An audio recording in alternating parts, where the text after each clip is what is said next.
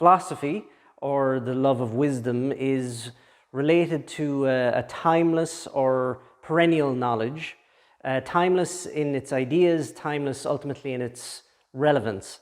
Because what's interesting when you start to study the teachings of classical civilizations, you see quickly that there is a universality to philosophy. The challenges identified by ancient teachings, ultimately the solutions that are put forward, they're all very, very similar. And it proposes fundamentally a path of development, which the ancient traditions refer to as a way of understanding evolution. We could say the evolution of consciousness. Beyond the academic approach to philosophy, which tends to be perhaps a little sterile and lifeless, natural philosophy understands the human being as, well, natural, a part of nature. And this relationship is understood as the human being being a reflection of the universe, a microcosm, if you will, a mini-universe within the macrocosm or the cosmos.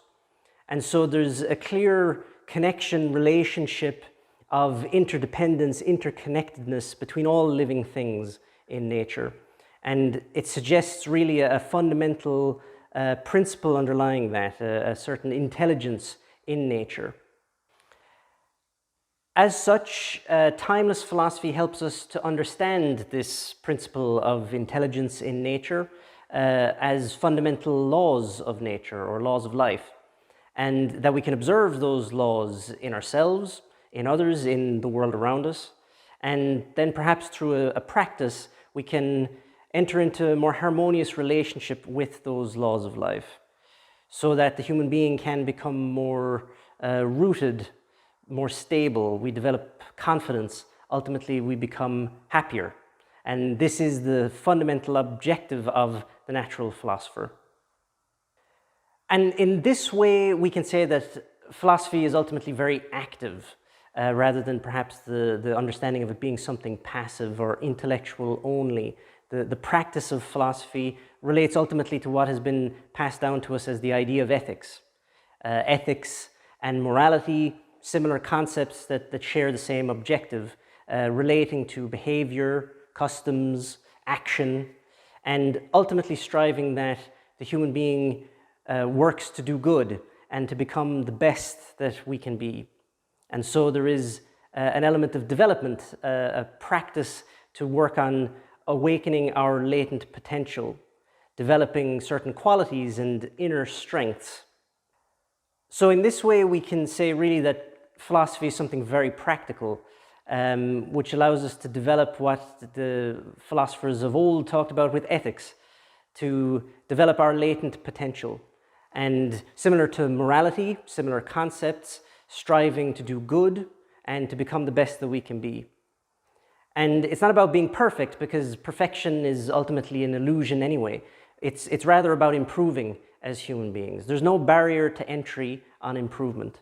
And if we can improve as individuals, we can contribute towards improving the world as a collectivity. But it seems that we've lost sight of this a long time ago, and we've created a certain separation, perhaps, between the way that we think and the way that we act. And it's something we can attribute to perhaps hyper-rationalistic times that we live in. We're very intellectual about things, and sometimes we get trapped in our heads speculating and theorizing, but we've lost the connection between that and how we live in the world. And so there's a need to return again to these timeless values like courage, generosity, determination, which the human being can cultivate to allow us to live our ideas again, and not only remain in the realm of the intellectual mind. So it's to make this distinction between intellectual life and moral life, that we're not only in our heads, but we're making the effort to apply what we understand. And that's where ethics can help us, through developing those values which will help us to make that effort.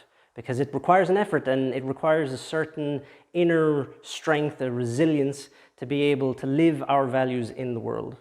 And that brings us to the authenticity that we often seek, so that the way that we think, feel, and act are more coherent and more consistently aligned.